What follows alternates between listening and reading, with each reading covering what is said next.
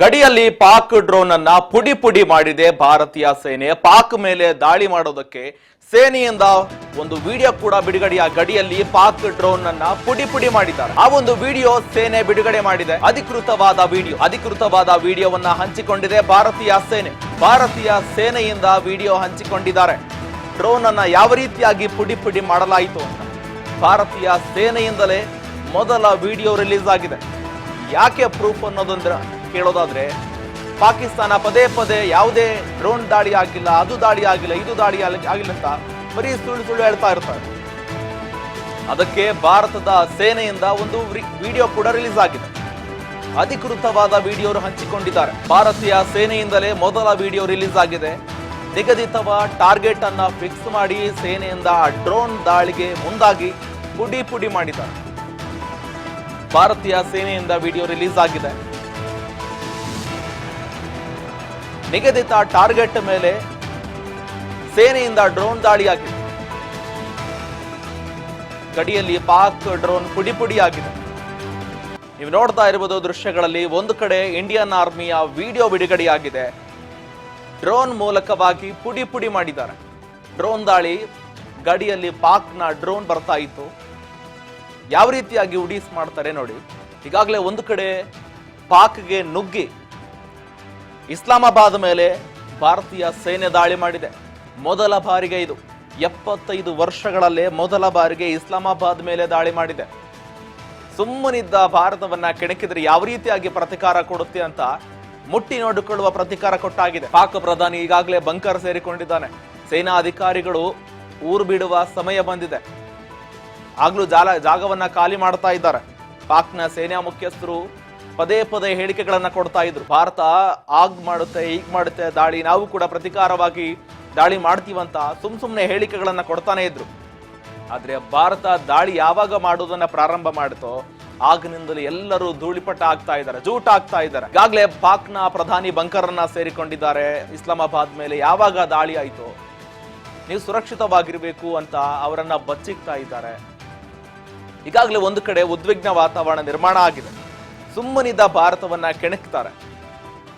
ಮಧ್ಯರಾತ್ರಿವರೆಗೂ ಕಾಯದೆ 8 ಗಂಟೆ ಸುಮಾರಿಗೆ ಜಮ್ಮು ಕಾಶ್ಮೀರದ ಏರ್ಪೋರ್ಟ್ ಮೇಲೆ ಏಕಾಏಕಿಯಾಗಿ ದಾಳಿ ಮಾಡ್ತಾರೆ. ಆ ದಾಳಿಗೆ ಪ್ರತಿಕಾರವಾಗಿ 200 ಮಿಸೈಲ್ಗಳನ್ನ ಪಾಕಿಸ್ತಾನದ ಸೇನೆಯಿಂದ ಭಾರತದ ಗಡಿ ಪ್ರವೇಶ ಮಾಡುತ್ತೆ.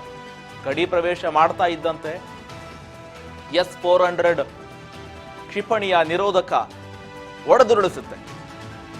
ಅದಕ್ಕೆ ಪ್ರತಿಕಾರವಾಗಿ ಮತ್ತೆ ಭಾರತದಿಂದ ಸರಣಿ ಮಿಸೈಲ್ಗಳನ್ನ ದಾಳಿ ಮಾಡ್ತಾರೆ ಪಾಕ್ನ ಭೂಪ್ರದೇಶದ ಮೇಲೆ. ನೀವು 1 ಕೊಟ್ರೆ ನಾವು 10 ಕೊಡ್ತೀವಿ ಅಂತ ರಿಪೀಟ್ ಆಗಿ ದಾಳಿ ಮಾಡುತ್ತೆ ಭಾರತದ ಸೇನೆ. ನಿರಂತರವಾಗಿ ದಾಳಿ ಆಗುತ್ತೆ. ಈಗ ಉದ್ವಿಗ್ನ ವಾತಾವರಣ ನಿರ್ಮಾಣವಾಗಿದೆ. ಪಾಕ್ನ ಧೂಳಿಪಟ ಆಗ್ತಾ ಇದೆ. ಒಂದ್ ಕಡೆ ಸೇನೆಯಿಂದ ಕೆಲವೇ ಗಂಟೆಗಳಲ್ಲಿ ನಮಗೆ ಅವಕಾಶ ಕೊಡಿ, ಸಂಪೂರ್ಣ ಸ್ವತಂತ್ರ ಕೊಟ್ಬಿಟ್ರೆ ಪಾಕ್ನೇ ನಿರ್ನಾಮ ಮಾಡ್ತೀವಂತ ತೊಡೆ ತಟ್ಟಿ ನಿಂತಿರುವ ಸೈನಿಕರು.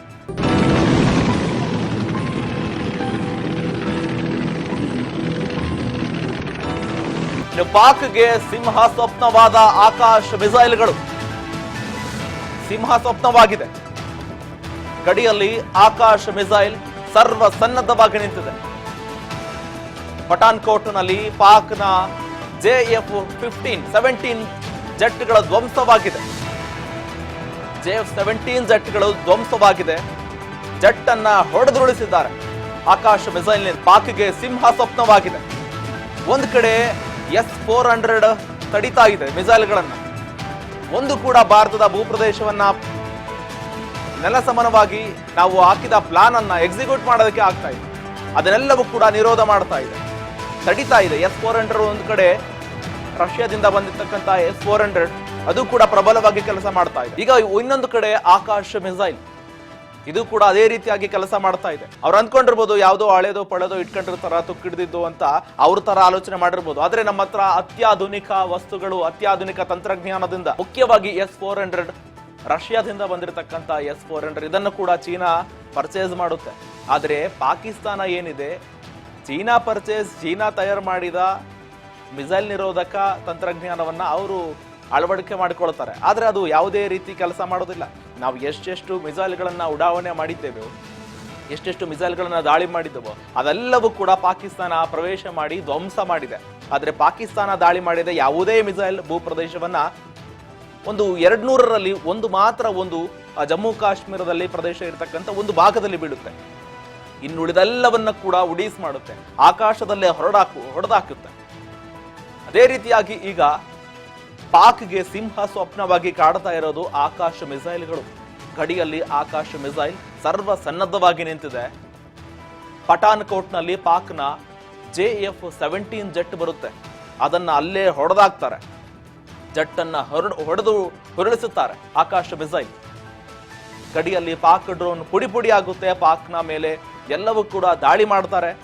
ಆ ಕಡೆ ಡ್ರೋನ್ ಬರೋದಕ್ಕೂ ಆಗ್ತಾ ಇಲ್ಲ, ಈ ಕಡೆ ಮಿಸೈಲ್ ಬರೋದಕ್ಕೂ ಆಗ್ತಾ ಇಲ್ಲ. ಸರ್ವ ಸನ್ನದ್ಧವಾಗಿ ಸಿದ್ಧವಾಗಿದೆ, ಪಕ್ಕಾ ಪ್ಲಾನ್ ಪ್ರಕಾರವಾಗಿ ಆಗ್ತಾ ಇದೆ. ಪಾಕಿಸ್ತಾನ ಅಂದುಕೊಂಡಂತೆ ಯಾವುದೇ ಆಗ್ತಾ ಇಲ್ಲ.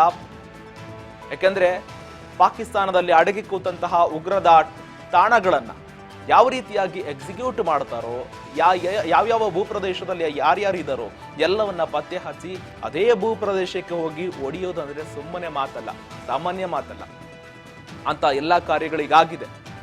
ಆದ್ರೆ ಪಾಕಿಸ್ತಾನ ಏನ್ ಮಾಡ್ತಾ ಇದೆ, ಏಕಾಏಕಿ ಉಚಿತನದಿಂದ ದಾಳಿ ಮಾಡ್ತಾನೆ ಇದೆ. ನಿನ್ನೆಗೆ ಎಲ್ಲವೂ ಮುಗಿದೋಗಿತ್ತು. ಆದ್ರೆ ಅಲ್ಲಿರ್ತಕ್ಕಂಥ ಪಾಕಿಸ್ತಾನದಲ್ಲಿ ಸತ್ತು ಬಿದ್ದಿರ್ತಕ್ಕಂಥ ಹೆಣಗಳನ್ನ ನೋಡಿ ಅವರಿಗೆ ಸುಮ್ಮನಿರೋದಕ್ಕೆ ಆಗ್ತಾ ಇಲ್ಲ, ರಕ್ತ ಕುದಿಯುತ್ತೆ ಅವರಿಗೂ ಕೂಡ.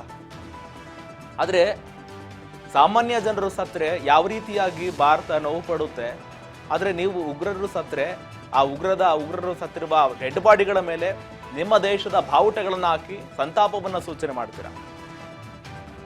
ಅಲ್ಲೇ ಗೊತ್ತಾಗುತ್ತೆ ಯಾರಿಗೆ ಎಷ್ಟು ಬೆಲೆ ಕೊಡ್ತೀರಾ, ಯಾರನ್ನ ನೀವು ಘೋಷಣೆ ಮಾಡ್ತಾ ಇದ್ದೀರಾ ಅಂತ. ಈಗಾಗಲೇ ಉಗ್ರ ದಾಳಿಯನ್ನ ಸರ್ವ ಸನ್ನದ್ಧವಾಗಿ ರಷ್ಯಾ ಸೇರಿದಂತೆ ಅಮೆರಿಕ ಜೊತೆಗೆ ಇಸ್ರೇಲ್ ಎಲ್ಲ ದೇಶಗಳು ಕೂಡ ಭಾರತದ ಪರವಾಗಿ ನಿಲ್ತಾ ಇದೆ. ಕ್ಯಾಕರಿಸಿ ಉಗಿದಾಗಿದೆ ಅಮೆರಿಕ. ಭಾರತ ಈಗಾಗಲೇ ಮಾಡ್ತಾ ಇರೋದು ಸರಿ, ಅದು ಮಾಡ್ಲಿ ಅಂತ ಬೆಂಬಲವಾಗಿ ನಿಲ್ತಾ ಇದೆ ಪ್ರಮುಖ ದೇಶಗಳು. ಇದೇ ಸಂದರ್ಭವನ್ನ ಬಳಸಿಕೊಂಡು ಪಾಕ್ ಆಕ್ರಮಿತ ಏನು POK ಇದೆ ಅದನ್ನು ಕೂಡ ವಶಪಡಿಸಿಕೊಳ್ಳುವ ಎಲ್ಲ ಸಾಧ್ಯತೆ ಕೂಡ ಇರುವಂತದ್ದು.